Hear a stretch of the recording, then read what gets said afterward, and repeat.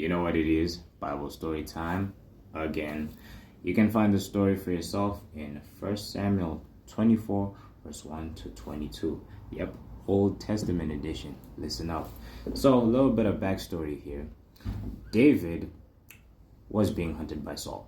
Why exactly? Because the prophet Samuel had told the king Saul, after he disobeyed God, prophet Samuel told him, hey, God has prepared someone to replace you and he's going to be better than you. And then over time, Saul started seeing that David was the one to replace him, and he didn't like that idea. He hated the fact that David was getting attention and praise from others. He hated that he was being exalted over him as king. He was like, what? No ways, no ways, no ways. I hate this. And for that, Saul became obsessively jealous of David. So much so that he would hunt David down. He would make David's life a living hell. All the days of David's life was being spent being hunted by who was his friend, now his enemy. Okay. Now here Saul was trying to use the bathroom, right? He went into a nearby cave to go use the bathroom to do his business. And little did he know, David and his men that he actually sent out to battle were hiding in that cave. And at that moment, David was literally in line with Saul. Saul was sitting there doing his business, and David was literally behind him. He was like, oh, dang, Saul is literally right there with me.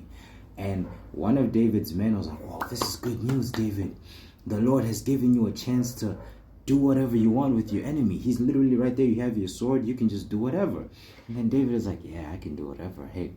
And David, instead of killing Saul, he took his sword and cut off a piece of his robe, the hem of his robe specifically. When Saul was done doing his business and got out of the cave, David had come out and said, hey, my king, look. I was given an opportunity to kill you, but instead I spared you. Here's proof. I cut off the robe of your robe, the hem of your robe. My bad. And Saul saw this, and he said, wow, this boy could have really killed me. But he spared me. He instead cut off my robe. And from there, Saul said, you're a better man than I am, David. You're truly better than me.